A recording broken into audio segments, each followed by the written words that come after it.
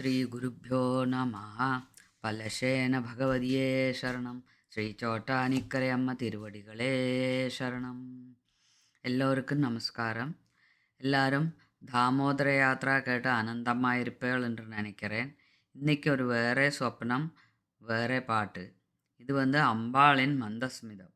எனது ஃப்ரெண்டு மாமிக்கு ஒரு சொப்பனம், அம்பாள் பேரில் மந்தஸ்மிதம் என்ற பாட்டு எழுதலாம். ஆனால் அவரால் பாட்டு எழுத வரவில்லை. ராதா எழுதுவாள் என்று அம்பாள் சொல்கிறாளாம். மாமி கனவை என்னிடம் சொல்லுறாள். நானும் அதுக்கு அம்பாள் தந்தால் பேஷா எழுதுறேன் என்கிறேன். ஆச்சரியம் என்னவென்றால், அந்த நாள் மத்தியானமே நான் ஏதோ ஜபம் சொல்கிற போது கண்மயங்கி இந்த அம்பாளின் மந்தஸ்மித மாதிர்கா கீத சரிதம் என்ற பாட்டை எழுதினேன். இதில் சிறப்பு என்னவென்றால் 48 டைம்ஸ் மா என்ற எழுத்து இதில் வரும். அம்பாளே சொல்கிறா, இந்த பாட்டை பாடினால் ஒரு மண்டலம் ஜெபிச்ச பலன் என்று. வாங்கோ பாட்டை கேட்கலாம். மந்தஸ்மித மாதிர்கா கீத சரிதம்.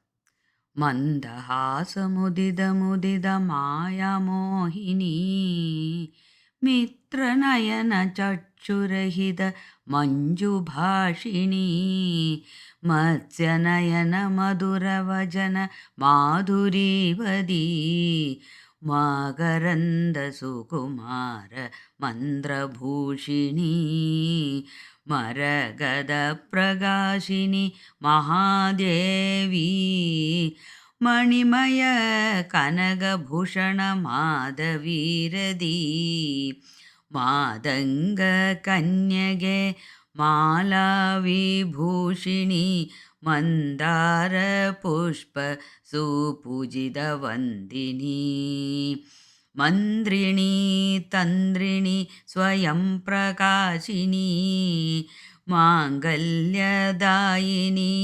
மங்களாம்பிகே மாதா கல்யாணி மத்தமாதினி மார்கதர்ஷ மம ஹிருதய நித்யவாசினி மனுரஜித ஸ்மிருதிலயித மாதృகல்பிதம் மனுஜ ஜன்ம புண்ணியச்சரித பாபமோசனம் மாதృகா பூர்ண சகாய ராதாலிகிதம் மலயாச்சலநிலையாயித மந்தமுதிதம் மலயாச்சலநிலையாயித மந்தமுதிதம் மலயாச்சலநிலையாயித மந்தமுதிதம்.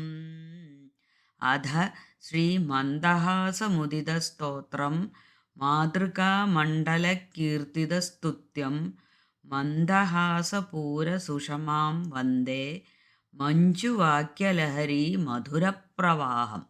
அம்பாள் சொல்கிறா, மதுரப்பிரவாகம் மாதிரி உங்களோட ஜீவிதத்தில் எல்லாமே மதுரமாக இருக்கிறதுக்கு அம்பாளோட மந்தஹாசம் ஒன்று மட்டுமே போரும் என்றுதான் இந்த பாட்டோட அர்த்தமும் சாரமும் எல்லாமா வர்றது.